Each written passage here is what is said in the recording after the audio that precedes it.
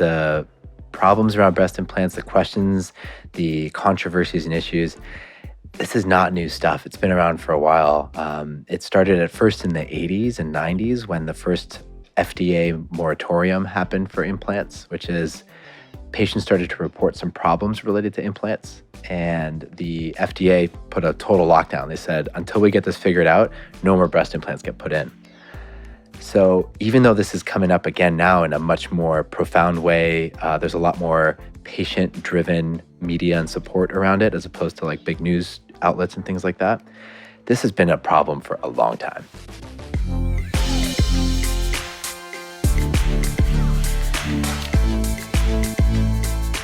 This episode's going to blow your mind. I have world-renowned plastic surgeon, Jon Kanevsky. He talks about breast augmentation, and not just about the procedure, but really what we're finding out in science, that breast implants could be making you sick, being the root cause of many issues and diseases that people are suffering from.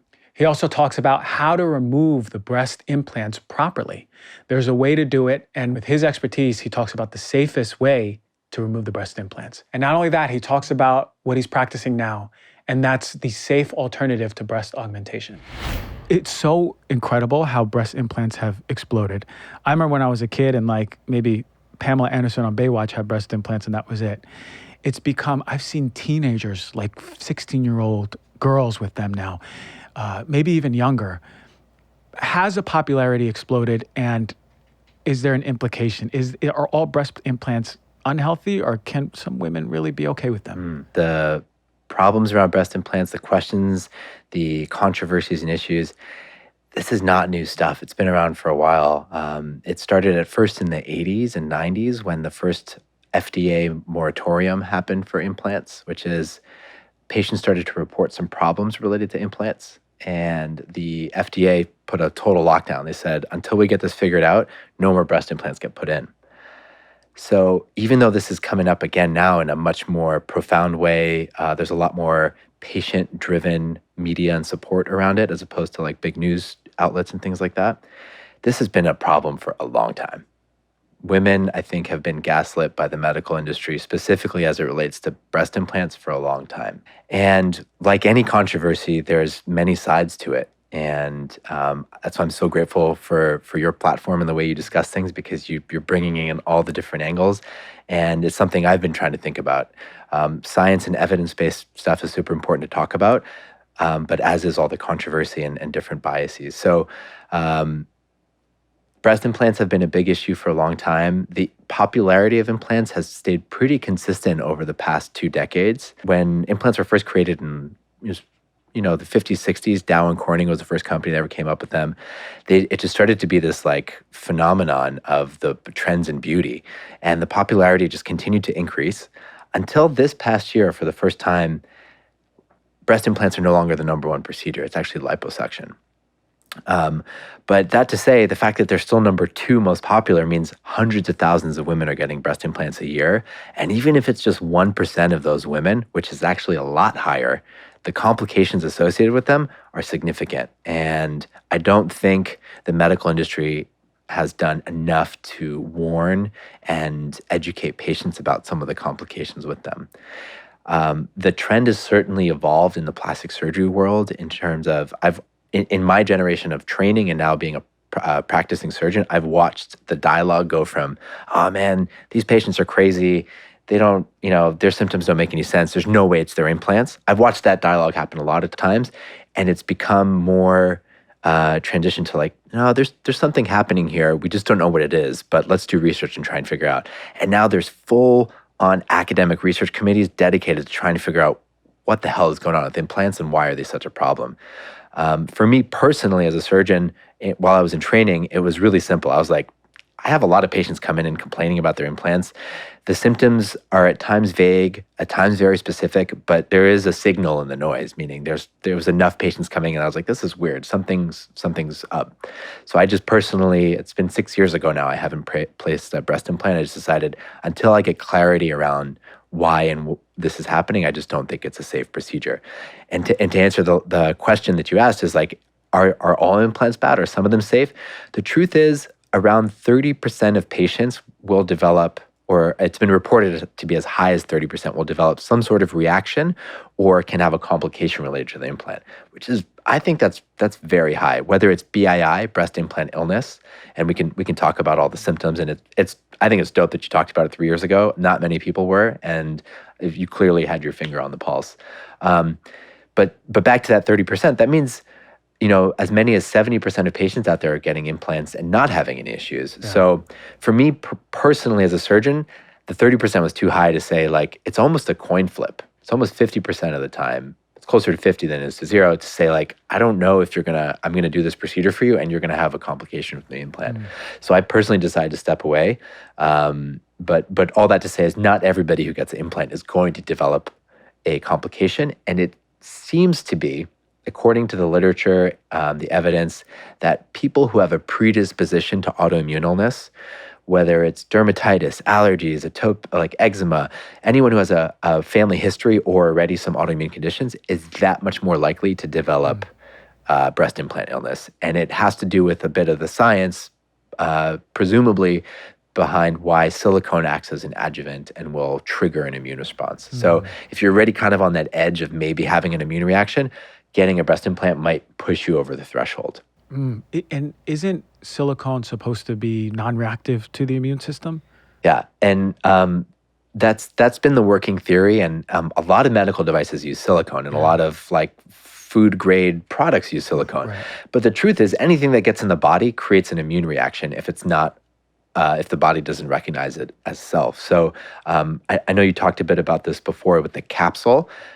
Even though silicone is technically inert, like the body's not breaking it down and creating inflammation around it, it's still actually reacting to it and creating inflammation around it.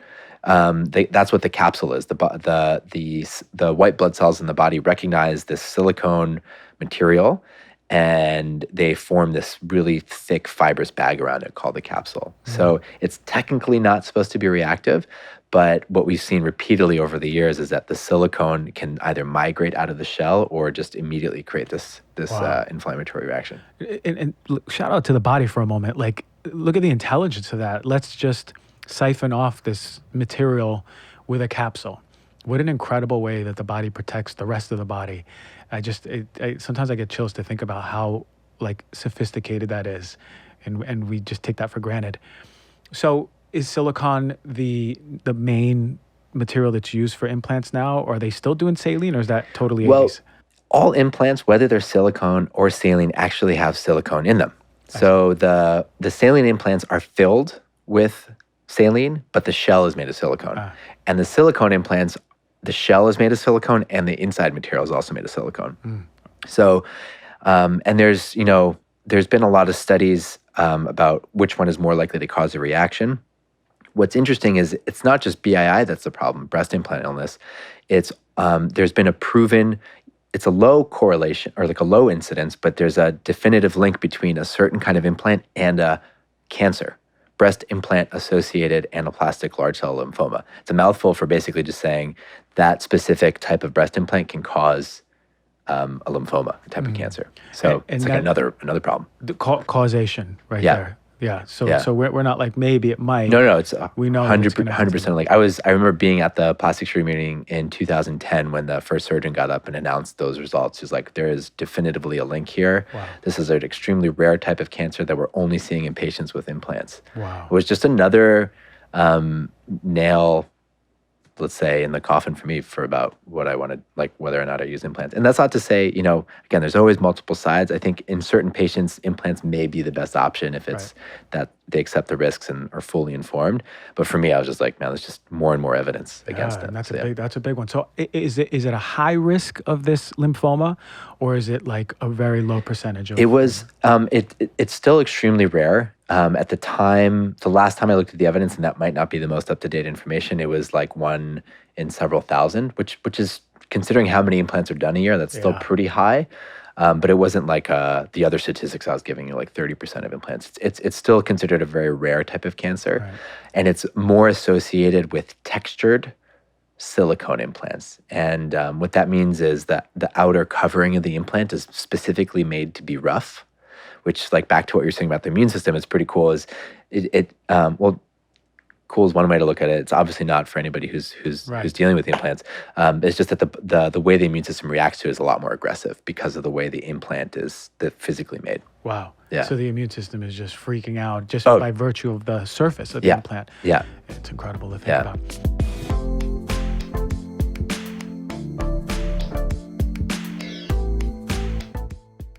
I'm going to take a quick pause right now and talk about sleep. 70 million Americans have chronic sleep issues. 50% of Americans deal with sleep deprivation. One of our favorite brands, Ned, is here with their incredible new product, Shut-Eye Chai. It's inspired by 5,000 years of ancient healing tradition and is Ned's biggest product launch to date. It's a mellow super blend latte for sleep and combines adaptogens, aminos, functional mushrooms, and magnesium, seriously, with the best ingredients out there. And it's wrapped in a heavenly masala chai-inspired spice body. Ingredients like chaga, reishi, and ashwagandha are deeply nourishing to the body. In addition, it helps send you off to a beautiful dreamland. Now, what I love most about Ned since the beginning is their full transparency. You get all the information about who farms their products, the extraction process, all the COA information, which is really important because you want a company to be proud of their product, and Ned is. Shut-Eye Chai has no caffeine, CBD, melatonin, or dairy. For me, it's part of my daily routine. I take it 2 hours after eating, right before my nighttime routine, put on my Himalayan salt lamps, get the mood going so I relax my nervous system so I get off into a good sleep. Discover how Shut-Eye Chai can revolutionize your sleep. Get 15% off with the code DRG. Go to helloned.com/DRG. Enter the code DRG at checkout. That's HELLONED.com/DRG to get 15% off and the sweetest of dreams.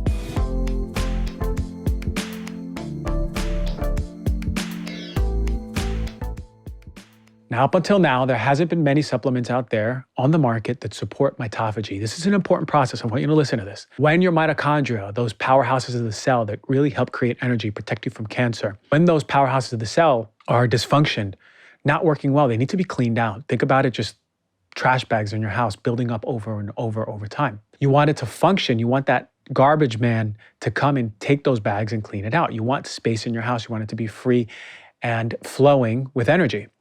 Urolithin A is a compound that does this. When I discovered this, there was no compounds out there. I remember reading about it. And you can only really get it from pomegranate juice. And it's really hard to get a therapeutic dose because you have to drink a lot of pomegranate juice. And that's going to be a lot of sugar on the system. So I remember learning about this at a trade show, and they told me about it. And I was so happy that a company did make Urolithin A because Mitopure has created this product that has 3 easy, delicious ways to get the daily dose of that 500 milligrams of urolithin A that you need for proper and optimal mitophagy. You have your choice of vanilla protein powder, a berry powder, and soft gels for travel. Mitopure offers that precise dose of urolithin A to upgrade your mitochondrial function. And the benefits of this overall is just increased cellular energy and improved muscle strength and endurance, which they've seen in double-blind trials. Timeline is offering 10% off of your first order of Mitopure. Go to timelinenutrition.com/DRG and use the code DRG to get 10% off of your order. Again, that's TIMELINENUTRITION.com/DRG. I recommend trying their starter pack with all 3 formats. See which one you like.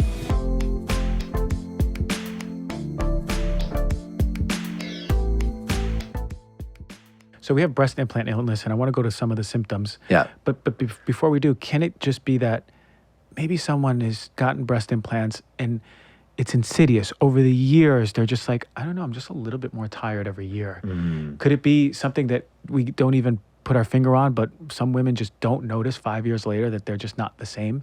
Can that be part of breast implant illness? I absolutely think it can. And because it's sort of this constellation of symptoms, and some of the symptoms are these little things that kind of creep up over time, it can be challenging. It's not like, you get out of the car and you bump your knee on the door. You saw what happened, it hurts right away, as opposed to this like slow thing over time where like, I think I'm more tired, or I think I've got brain fog, or, my joints hurt a little bit more. So many of those symptoms correlate to so many other things that can happen in life and so many other conditions that it's hard to know for sure. Yeah, that makes sense. So when it comes to breast implant illness, what are some of the major symptoms that we see? So fatigue is a big one. There's joint pain, hair loss, dry eyes, often either weight gain or weight loss. And then there's actually a big constellation of psychological symptoms, whether it's anxiety, depression, OCD. So I would say those are the most common things that I hear about. And then just back to what you were saying about saline versus silicone, actually, there's some thoughts around mold being in the saline implants. Yeah, because Even though they're filled with this water, they're kept at room temperature. And if any amount of bacteria, yeast, mold, fungi, whatever gets in there, it can grow over time. And could that somehow be contributing to those symptoms too? Whoa. And you've removed a lot of breast implants. Have you ever seen mold or bacteria or some sort of growth? Yeah, so when I remove the implants, I do a standard swab and I send it for culture. And sometimes it'll grow stuff, sometimes it won't. But I've taken out saline implants before with like chunks of stuff floating in the bag. And it's just like, what the Yes. whole, like that was inside of somebody. It's gross and Yeah, it's wow. intense. And the capsules sometimes come out. Sometimes they're really soft. Other times they're hard as like an egg. Whoa. Yeah, Whoa. it's pretty next level that these things are living inside of the body. Now, when it comes to breast implant illness, is this happening because the state is just in a persistent state of inflammation over and over? Do they have any understanding of Yeah. some of the mechanisms behind it? So there's theories and some of the tests around the theories. For a while, the theory was that the capsule was contributing to the problem because you basically have this like furnace of inflammation happening in a localized place in the body, and it's just showering off inflammatory particles because the body is just trying to contain the silicone. It's just constantly, it's building this like massive protective wall around it. And that wall is this capsule that's full of inflammatory cells that are just creating these particles. That was the working theory for a while, and I still think that holds a lot of truth. If the silicone gel bleeds out of the capsule, which can happen either from trauma, impact, or just because of it can't always hold it. Silicone is like an incredibly slippery material. If you ever see it in the operating room, it's like a nightmare. Oh, really? Because sometimes the implants themselves will rupture, and it's just once it starts leaking, you're just in a constant mess of trying to clean and wash it out. I've also done surgery on patients who've had silicone injections in other countries and things like that. So it's like on a large scale, trying to touch it, it's a mess, but also on a microscopic level, it's just invading everywhere. I see. It's just literally this goo that just gets everywhere. So the body's just going to keep reacting to it. And so the working theory is that it's the body's reaction that creates the inflammation around it that creates a lot of the symptoms. And it's funny because you mentioned the mental, emotional states that are disrupted. It's not just physical. We see people going, like you said, with that anxiety or just even depression. Mm-hmm, mm-hmm. Yeah, and it's wild to think that so much inflammation can even make its way to the brain. Yeah. It's a full body state of inflammation. Totally. And for all the viewers and listeners, think about it. If you have breast implants, did any of this already signal a little bit of an alarm for you? Yeah. Or someone you love or someone you know? So I'm assuming now there's been an increase over the years of explant surgeries, right? Mm-hmm. Mm-hmm. And not all explant surgeries are created equal, correct? Totally. So viewers and listeners who go, wait a minute, I've been thinking about this. This is the nail in the coffin. I got this awesome doc telling me all this information. What do they have to look for right now? That's a great question. I think because so much of the explant community is actually being led by patients, there is a lot of information out there about people sharing their own experiences. And I think that's great information. I would say the most well-informed person I've ever interacted with has been a patient, because they're just out there consuming the information, digesting it, looking for new information. And often it's not always the surgeons who are the most up to date. So when being in this world of like, first of all, my first thing I would share is from a place of empathy with the patient. Is like, I feel you, I hear you. It is incredibly confusing to be a patient with implants and an inquiry of what to do, because there's not really a gold standard out there yet. There's the best level of evidence we have of what we think we know needs to happen, but then there's just this total wash of other misinformation. So I like to think about it as kind of like bullseyes of what to do in terms of like levels of evidence about how reliable. Mm-hmm. So in the sweet spot is if you have implants and you have these symptoms and you have an autoimmune condition, it's very likely that an explant could improve your symptoms, but not a guarantee. But then comes kind of what the unfolding of the path to look on what you were mentioning. It's like, well, what do I do if I want to do an explant? There's what I believe is the process of supporting the body before, during, and after the explant process. Yeah. And that's super important. And that's where things kind of get a little bit confusing, because I can break it down from before, during, and after and kind of go about it that way. Before, there's people out there in different industries that have different supplements and support programs and things like that. And some of them have evidence behind them, and some of them don't. I think an often largely not talked about part about the whole explant process is the psychology of what it means to go through that journey. Because if you're considering an explant, it means you've reached a point in your body awareness where, first of all, physically you feel symptoms, but you're also starting to honor and have awareness for the trauma that you went through, to the whatever led to getting those implants in the first place. And this is zero judgment. We've all made decisions at some point in our lives that we have to just like face and reconcile. But a lot of my friends who have gone through explants and a lot of patients I talk to, I've noticed this sort of 3-year timeline from the point that they're like, I think I need the implants out, and the time it takes to psychologically, mentally prepare for that to finally do it. And what patients are really going through in that journey is like, I'm accepting that the decision I made at that time, however old I was, for whatever reason I did, is no longer serving me. I didn't like the way my body looked, or somebody thought I needed to look this certain way, so I did it for them. Many patients of mine and friends who are in the fitness industry as like fitness models would often just like a snap decision, go get the implants because they thought it'd help them in competitions. And it's a snap decision, but you're living with that for the rest of your life, or up until you choose to do something about it. So the whole prep work before, I think, is a really large mental aspect, and finding a surgeon and care team that you align with. I think having a therapist is an amazing ally throughout the journey, and there's great therapists out there that do work in this space. A few that have written books. One is Amanda Savage Brown. She wrote a book called Busting Free, and it's like she talks about the whole arc of just what it means to like have this awareness about your body. So the before part is important, and honoring that it's its own process. You don't decide to get an explant today and do it tomorrow. It's like you got to do the research. You got to mentally prepare for what it's going to look like to look different and feel different, because it is going to be dramatic. There's no way that you're going to get an explant and it's not to say some people are happy right away afterwards, but there is a process that's almost like mourning and grieving the body and shape that you had and whatever there, and then what happens afterwards. So that's the before.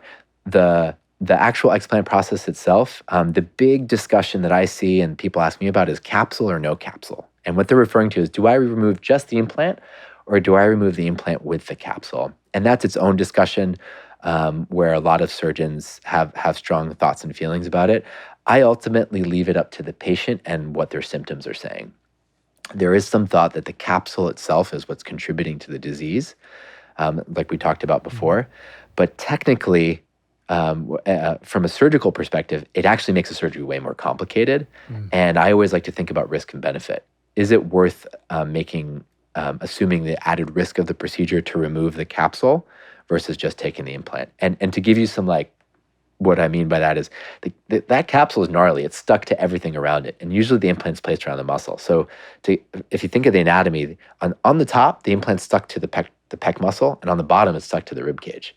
So surgically, to remove the capsule, you're trying to imagine an egg buried underground. You're trying to like very carefully remove the egg intact.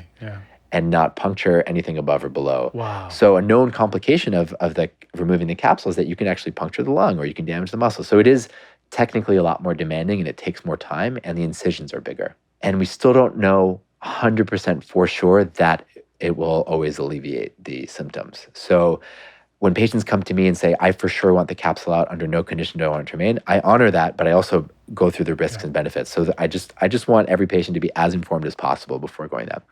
Now, some people say, I don't really have that many symptoms, but I know I don't want these implants in anymore, and I just want I want the implant out. And I can usually tell when I go in surgically, I can see that the capsule is soft. It looks like kind of like almost like the surrounding tissue. It's not hard, it's not crusty, it's not calcified. And that to me says, even though it's there, it's not like, it doesn't seem to be as an active source of inflammation in the body. And so this is something I'm always still in inquiry about with patients. I try and let them be a guide in the process, but also keep them informed. So the big discussion about in surgery is, do I remove the capsule with the implant, or do I leave it? And then afterwards, I think in the recovery is also super important. There's so many different healing modalities out there that I've heard patients share with me that help. Everything from ozone therapy to NAD to lymphatic massage to red light therapy. There's like a million and one ways to try and optimize your recovery. and they all have different levels of evidence with them. My go-to way of thinking about it is, as long as it's has low risk of hurting you or being extremely expensive and draining your wallet, it's okay to try. There's proven things that I know for sure that help, which is lymphatic massage. Really helps restore, just in general, the lymphatic flow in the body, helps with swelling, pain, and recovery.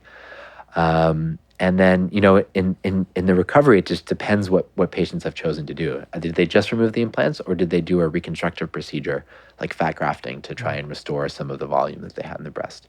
So I just went for it. I just told you gave us the everything. goods. No, but this is important. It's Yeah. important for us to know Yeah. because there's a lot of women going, you know what? It's been 2 years I've been thinking about this. You said on average 3 years, Yeah. it might be the time to remove this. But we don't think about there's actually steps before, during, and after that we need to be aware of Yep. when making such a big decision, right? It's a big decision to get breast implants. Maybe not for fitness professionals, but everyone else, it's really something. So to think about those steps and being supported and doing it the right way. Right. Because I know the value of the recovery part. I used to work in a breast cancer clinic in hospital, and I worked with the surgeons, and we had our own protocol. But I saw how much better women become with their post-surgical healing when they increase those modalities, bringing them in. And like you said, they don't need to be super expensive. Like the lymphatic massage was huge for women who've had mastectomies. And you can go get that once every other week, and it'll be really helpful. The red light has been really something really powerful too. But I keep thinking about what you said about capsule and no capsule. When the capsule is sort of soft, like you mentioned, do we know if that capsule gets broken down by the body over time, or is it there for the rest of the life? So what I can only speak to what I've seen surgically, like going back in and seeing what a capsule looks like. It's living. A capsule is living tissue. It's like basically scar tissue. It stays there, but it basically doesn't. What it looks like when you go back in, it just looks like it's kind of shriveled up and just become just scar. It's not like this living active tissue so much anymore. Because, and I think part of that may have, and I don't know for sure, but I think part of that may have to do because it's not actively fighting the silicone anymore. It's just like, it's basically just this scar tissue, the same as any other scar would be. So I think the thought process is that, if people do improve just by removing the implants alone, is that maybe the reactivity of the silicone isn't as much because the silicone isn't there anymore. It's just that the capsule remains behind.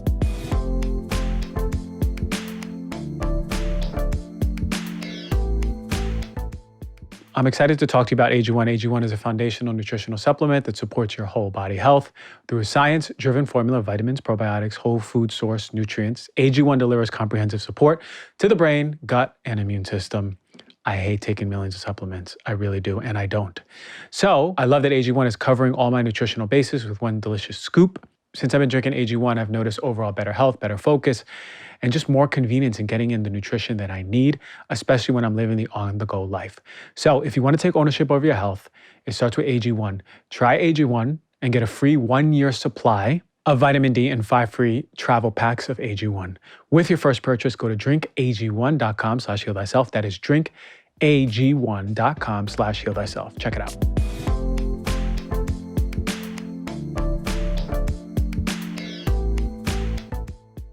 I always talk about sleep. It's because it's super important, and it all starts with your bed. I love my Birch mattress. I really think you will too.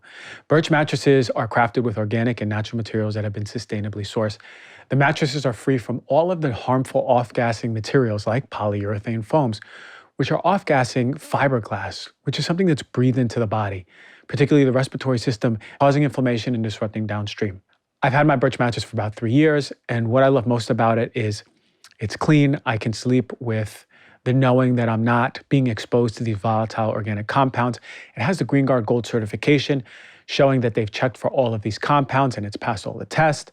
It's comfortable, it's mold and mildew resistant, and it keeps me cool. With your Birch mattress, you get a 100-night sleep trial and a 25-year warranty. The best thing about Birch is it delivers right to your door. They offer in-home setup and removal to make your buying experience as convenient as possible.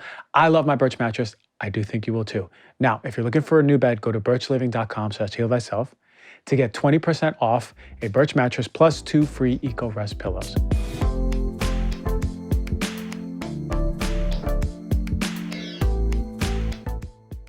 Yeah. So you mentioned something about fat grafting. I don't know what that is. I don't know how it works, but I want to know. For sure. And is this being used more now? Are women choosing to have fat grafts? You said the liposuction might be. Listen, I never took the surgery course in school, so let's get enlightened by the guy over here. For sure. Tell us about fat grafting. So fat grafting has really become my just the procedure I do the most of. And there's a really strong mission behind it, which is when I watched this arc of the breast implant story developing and how I was involved in it, I said, well, okay, I don't want to do implants anymore. I want to help women. I want to do explants. Right. And then I realized I was like, well, there's surgeons putting implants in and surgeons taking them out. And we're just on opposite sides of the same equation that's just going to keep going because people are just going to perpetually keep getting implants and then at some point realize they want them out and then get them removed. So it's not really contributing to like a meaningful solution. And so the thought process was until there's a reliable, safe alternative to breast implants, women will keep getting hurt. And what we need to do is focus on the alternative and make that as good as possible. So fat grafting has been around for a while. I did not invent fat grafting. It's been around for, honestly, probably in some shape or form centuries, but like more popularly in the past 50 years. The concept of fat grafting is like any organ tissue transplant anywhere in the body. It's a living tissue. You take it from one part of the body. It's full of stem cells. You put it somewhere else. And eventually those stem cells will cause new blood vessels to grow in. And that tissue will grow there just like you plant a seed in your garden. And with it comes not just structural benefits, so that fat can be used to make volume, it can be used to create a shape, but it can also be used in a regenerative medicine type way, where the fat stem cells themselves create a lot of healing properties for the tissue. So in the plastic surgery world, fat grafting became really popular actually in breast cancer as a way to help heal irradiated breast tissue and restore volume. So fat would be taken using a liposuction procedure, and then that fat would be re-injected into an area where a woman had had breast cancer and the breast tissue is irradiated. So the radiation really makes the skin become like really hard and leathery. And what people noticed is after injecting the fat, the tissue would soften and become more supple. And something in the fat stem cell would allow that tissue to heal. Fat grafting to the breast has become more and more common actually because of the breast cancer patient population, because they were seeking an alternative to help put something around the implant to just because when you get a mastectomy, the skin becomes really thin, and if you put an implant in that space, it becomes really visible. And so to try and restore the aesthetics and also rejuvenate the skin, that's where fat grafting to the breast became popular. Over the years, the technology and science behind fat grafting continues to improve. So back then it was like, well, you're taking this fat out and re-injecting it. We don't know the size of the fat cells, what they should be. We don't know how we should inject them. So it's been studied, honestly, I think every which way. How you take the fat out, what you do to it, how you re-inject it, and what's the best formula to get it back into the body so the highest amount of fat survives. So if I take a little bit of fat out right now and re-inject into another part of my body, we know that somewhere between 50 to 80% of those cells will survive. And they will act just like the rest of the fat in our body. If I gain weight, those cells will get bigger, and if I lose weight, they'll get smaller. Literally just like that. But what we don't know so well is that's a pretty big range, 50 to 80%. So when the myth around fat grafting has been like, oh, well, it doesn't survive when you inject it. And that's partially true, but the technology's gotten a lot better, which is there's different ways that you can take the fat out and ways you can process it and re-inject it into the breast to maximize the survival. There's some things we can control and some things we can't. And so what I've seen in my practice and what I'm trying to solely focus on is using fat as a medium to sculpt and shape the breast for patients who have either had cancer, so as a reconstructive tool, or as an aesthetic procedure to increase the size of the breast. Instead of breast implants? Instead of breast implants. I am happy to say I haven't touched a breast implant in surgery in probably over 6 years. I've removed them, but I have not put one in, and I'm. So this is actually the new, I wouldn't say trend, but what's happening now is that women are getting fat grafts to the breast instead of breast implants. And 50 to 80% are staying, so they're getting the achievable result of what they're looking for. Now, can a woman go from an A cup to a D cup with a fat graft? Great question. In one procedure, no. And that's just because of the mechanics of the body. So the tissue can only stretch and accommodate so much. Yeah. So although you could put a massively oversized breast implant in somebody who has a very small frame, and they would suddenly go from like what you said, like maybe not an A to D, but like A to C, or you could Right. you could push the limit. You can't do the same with fat grafting in one procedure. However, over time, the tissue, like with multiple procedures, that tissue will continue to expand and be able to accommodate more fat. So I've taken patients through as many as 3-4 procedures where I'm able to each time inject more and more fat and actually take somebody from, let's say, like an A or B cup and go as big as a C or a D. And it's just about having a conversation. And I do it in such a way where I try and make each procedure as minimally invasive as possible, so we can kind of guide them through the process. It's usually, though, the way to think about it is a 1-to-1 ratio. And like on the science level is, if you have a given volume of the breast, you can usually roughly put double the same amount of fat into the breast. So if the breast is 100 cc's, you could fit 100 cc's of fat into the breast. Not all of it's going to survive, so you probably go up to like maybe 70% of that. Okay. Yeah. When you do a fat graft, are you still causing incisions, opening up, and then putting it in there, or is it just injections? It's all just injections. It's all done Wow. through literally like a 1 to 3 millimeter sized hole. Wow. And I literally sculpt, kind of like a sculptor. Like the fat is my medium, so I'm gently putting it with a special tool to sculpt it. So the fat is removed through a really small hole with a liposuction cannula. And there's so many different ways about approaching this. I try and do it in a way where it's minimally invasive. Patients are mostly awake in that setting. And there's a whole way to do it so they don't have to undergo the risks of general anesthesia. So you can be awake, comfortable. The fat is harvested through these really small entry points that are about like the size of a tip of a pen, about 1 to 3 millimeters. The fat gets removed, and then I inject it like I said, like I sculpt it back in through these little dots. And there's usually only 2 little entry points in the breast. Where is most of the fat being removed from? Usually the abdomen area, and that ends up being, some patients love this procedure just because it ends up, you're addressing one part of the body while also transferring fat somewhere else. So wow, I didn't even know that this was getting that popular. yeah, it's I would say it's become the number one procedure that I do, but I choose to specialize in this, but more and more patients are opting for this. It's a more natural anatomic way to address what's going on. People don't have a deficiency of breast implants in their body. And the breast is mostly made of fat and breast gland tissue, so it's more, I think, anatomically appropriate to use fat as the way to sculpt the breast. Aside from maybe the fat not sticking fully as we want, are there any other complications from fat grafting? For sure. Any surgical procedure has its risks, and fat grafting, even though I think it's a lot safer than implants, still has potential risks. And there's ways to control for the risks to minimize them, but it's important that patients know about them. So sometimes, depending on the way the fat's injected, if too much is injected in a certain area, you can imagine, like if I take a handful of seeds and I just plop them in the ground, the center ball of seeds is just never going to grow. It's like, it's not getting water, it's not getting the soil, it's not getting... So the same thing can happen with fat. If the fat's not properly injected, a little ball of it can die, and we call it fat necrosis. And sometimes nothing happens, and then sometimes it can cause irritation or reaction. The other thing I personally have never had this happen, but it's a known complication. Whenever you inject fat, you can have something called a fat embolus, which is fat gets into the bloodstream. It's more common for patients who are asleep for their procedure, and more common if you inject into the muscle. I don't do either of those things, so that's a way to minimize that risk. So a fat embolism, when the fat gets into the bloodstream and get into the lungs, that's a potential risk.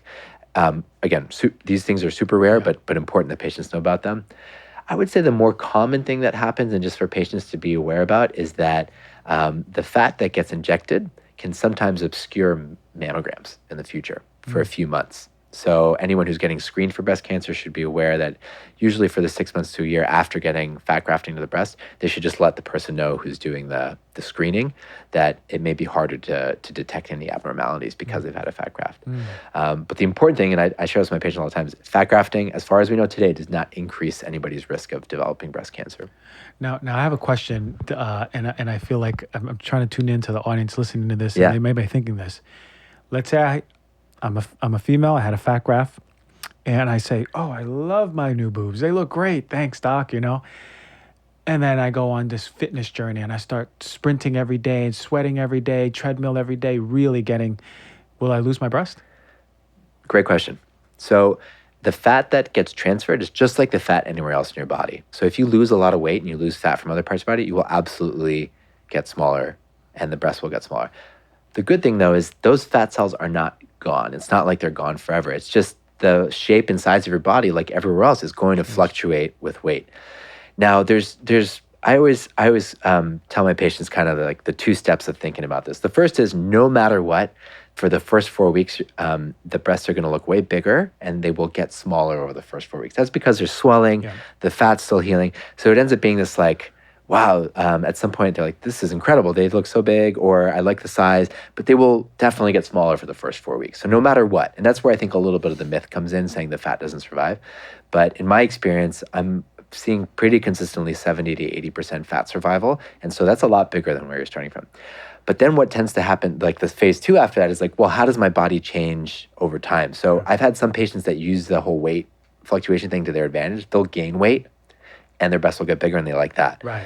But some people also will lose weight. And I just make sure they're aware of that beforehand, that if you lose a significant amount of weight, it will go down in size, but it's not permanent. If you gain that weight back, the breast will still be there. It's literally new breast tissue in a part of your body. Exactly. New fat tissue. New fat tissue. Those fat cells are still there. They just shrink or get bigger with weight. This is fascinating to me because I knew nothing about fat grafting until so cool to talk about with you. This is cool. Yeah. So before we went on air, you talked about something I've never heard: ceremony and surgery together. And this is what makes you super unique, aside from you not doing the breast implants like most surgeons and moving into this fat grafting and talking about pre, during, and post. What is this vision that you have now with the surgery ceremony? And I know that you really value the emotional connection to the body, the feminine aspect. I want to go into where is this going for you now? So surgery as ceremony is a concept I've been working on for the past year or so, and I've been working on this protocol. And it came out of wanting, first of all, identifying that the world of plastic surgery is great at helping people shape and mold their bodies, but it's leaving people with this with not enough resources for the mind to adapt to that change. And we're in this constant world of living in these avatars and having to adapt the way our mind perceives the body. And I think by and large, the world of plastic surgery has not done enough to support the psychological aspect of what patients go through. So some surgeons out there do work with therapists and psychologists, and I think that's great. But the actually honoring the process of how to prepare mentally for surgery and honor the transformation of the mind, body, and spirit, I don't think has been done before. And it came to me through the experience of working with patients in the awake setting and also having some of my own ceremonial experiences that it was like a light bulb went off. It was a real aha moment. So the actual moment where it dawned on me that patients who undergo surgery are having a ceremony-like experience, but it's not being called that, happened a few years ago when a patient of mine, shortly after she had received her medication, she'd been going through a lot in her life. She had recently gone through a divorce and was trying to manage work, career, kids, and all this stuff. And I could just tell she was holding on to a lot.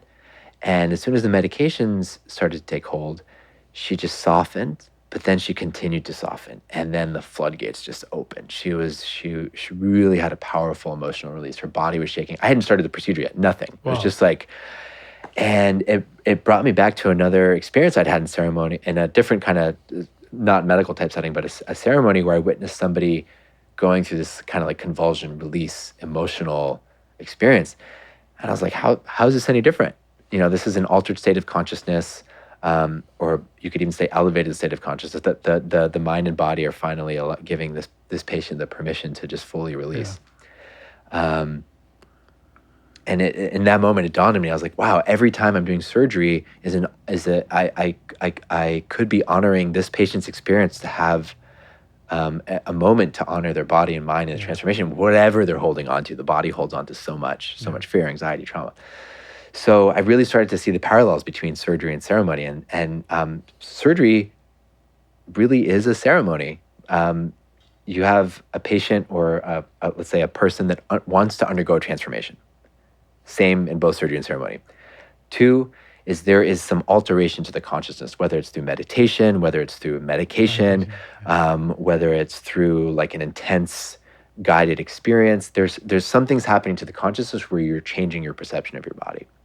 And the third thing is you have to do the journey. So anyone who's ever sat in a kind of ceremonial setting before, you have to do you have to do the journey, whether it's the walking, whether it's the staying up all night, whether it's, sitting with your shaman, your guide, whatever, you are undergoing the journey.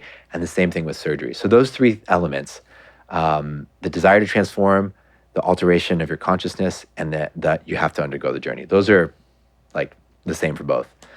What's interesting is when I started to think more about surgery, I was like, man, but there's so much similarity between surgery and ceremony that goes deeper. Like we wear these ceremonial garbs. We don't call them that. We call them scrubs. Right. We call them, every OR has the same kind of blue drapes. We have the ritual of a timeout before surgery, which is you read the same kind of script every time and everybody's checking and is making sure the systems. Patients fast before their surgery. There's a reason behind that, but you also often will fast in a ceremonial type way. You'll avoid certain foods or you'll only eat certain things. So there's a lot of these similarities. And then I heard I heard a phrase. It was from somebody shared it with me. It was from an Army veteran who was talking about systems and protocols. And he said, what is a protocol but a process? What is a process but a ritual? And a ritual but a ceremony? And man, when I heard that for the first time, I got goosebumps. I was like, literally everything we do could be infused with this honoring of a ceremony type awareness, whether it's brushing our teeth or going to surgery. Yeah. And so that was, that's my story of how it kind of came to be. But the actual protocol itself is 3 parts.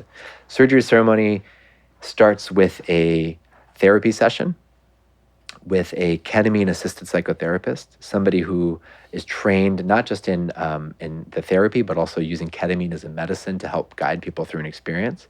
And so they'll have 3 sessions with a therapist. The first is just get to know you. What are your intentions for the surgery? What are your fears, traumas, anxieties? Because everybody has them. The second session they have with the therapist is actually a ketamine session. So it's a way to use that elevated state of consciousness to really go a little bit deeper and prepare the mind and body connection. Yeah. And then the third is the integration. So that's just that's still just the first part. So 3 sessions with a therapist. That therapist and patient relationship, they get really clear on the intention and get a lot of information that is helpful for me as a surgeon to honor why they're doing the surgery. What are the fears, traumas, anxiety, things that I need to be sensitive and aware about, and things that we might want to work through in the surgery process. So step 2 is the surgery, and I do it as intentionally as possible. So we talk about the intention for the procedure. We pick a certain playlist. I'm working right now with a music producer to actually develop like a really guided journey. Cool. And then it's as much about creating a ceremony intentional space as possible. So eye mask, I use some special vibrating tools to kind of really drop into the space. And I use ketamine as the main anesthetic for the procedure. You do? Okay, yeah, I do. wow. So patients are basically, I call it like conscious sedation. They're not fully asleep.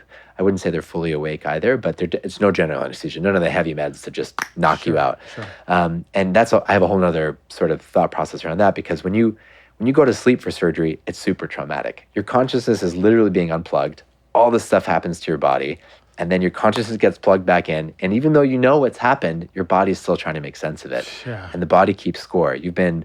Somebody shared with me that in the Chinese medicine world, they view surgery as going into a knife fight that you're going to lose. Whoa. Yeah, and for sure, general anesthesia is that. There's no question. Wow. The idea behind doing this procedure awake and with a medication like ketamine is that you're allowed to be a conscious participant in the process, but a little bit dissociated. And also you get all the psychological benefits that we're now learning about ketamine. Right. So ketamine has been known as an anesthetic for years for its properties to help with pain, but it also doesn't really mess with the heart and breathing so much, so that you can remain awake but somewhat pain-free. But the psychological benefits are amazing. It helps with neuroplasticity. It's been shown to be an acute treatment for depression and anxiety. Yeah. So it's like, I think it's really kind of a wonder drug in this setting. Of course, there's with any drug or medication, there needs to be reverence and there's downsides. But as far as fitting this kind of ceremonial type setting, it's really good because at a certain dose, it actually becomes somewhat more psychedelic or hallucinogenic. And if you're careful with your dosing, you can create an altered state that alleviates pain, but allows you to be guided through an experience. And so in that, before I start the surgery, I bring in the intention that patients want, and we get to sit and meditate on that. And I just get to witness this beautiful return to self. I had one patient, her intention was love and self-love. And I just watched her. It didn't take much prompts, just the right playlist and just repeating her intention as a mantra back to her. And it was beautiful. It was like watching her blossom. And she was just like, I finally feel self-love. I feel like I'm back in my body. Wow. And she had gone through an explant. She went through the explant, that whole journey. Yeah. So there's a lot of trauma and healing that has to happen there. Huge.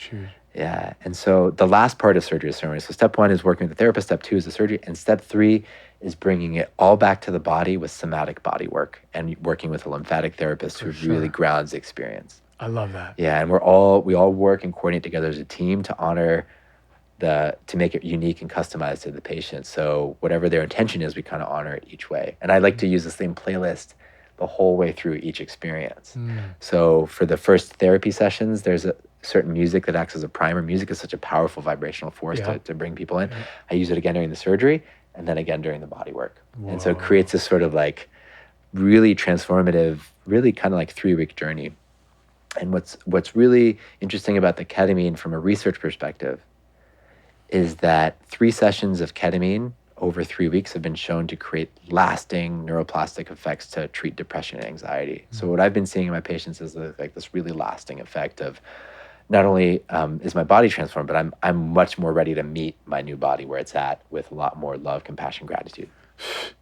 Man, I'm telling you right now, you might be the most holistic surgeon this side of the Mississippi, United States, world, man. Thank you for saying that. Yeah, for sure, man. Yeah. But it's true. It's like you're doing it the way that you have the art and the science. This is what we lost. We lost that art. But when you understand people as holistic beings, right? We're not just pieces of meat that you cut open and throw something in there and then sew it up and, I've seen that. But really that intention of the mental, emotional, spiritual, physical, and nurturing that through the whole process that's what creates long-lasting healing. And I wish that more conventionally trained or surgeons had that perspective. This is what we need. And I thank you for that, man. Thank you. Like from one holistic doc to another, like this is what we need. And it resonates so much with the somatic piece. That's what I love more than anything. So you're shaking up the world, and this is the way we do it. Thank you for seeing me, and also the platform that you create, man. When I saw any of your podcasts and listened to it, I was like, God damn, this is exactly the information and way that I hope things get out there. And I hope to just be, I've been in inquiry for a long time, the past 5 years. Like, how do I rectify all these different parts of myself? How do I bring it all together to do something meaningful that I can stand up for and be aligned with in every day? And I feel very blessed and grateful to be in service in that way. And thank you for seeing that. In service. That's true from like the spirit. And that's what we need. So how do people find you? Instagram is probably the best way, at drjon.k, so drjon.k. I have a website for my practice. The name of my practice is Aura Aesthetica. It's Aura as in AURA. Aesthetica is AESTHITICA.com. But Instagram is probably the best place. You're doing the fat grafts. You're doing the whole ceremonial setting. Explants still. Just no breast implants. Everyone out no there. Breast implants. You can't be going to this guy for the breast implants. You got to go somewhere I will else. refer to my colleagues happily if you're really passionate about it, and also try and give you as much information as I can. So, okay. So go visit the website. Go visit the Instagram. If you're thinking about breast implants, if you have breast implants, if you think you have breast implant illness, all of the stuff, this is the place where you get your resources. Thank you for coming on the show, man. This was I oftentimes learn, but this one I learned a lot. You're in another world, and like this, you've really, blew my mind on a lot of stuff. And I know that you're helping a lot of people out there. So I thank you, man. And we got to have you back maybe next year sometime. Would love Get that. the updates, the ceremonial stuff. Maybe we do a show on just ketamine. I know you got a big smile on your face because I know you're passionate about it. Yeah. Thank you so much, my man. Yeah, thank you for having me. Really appreciate you.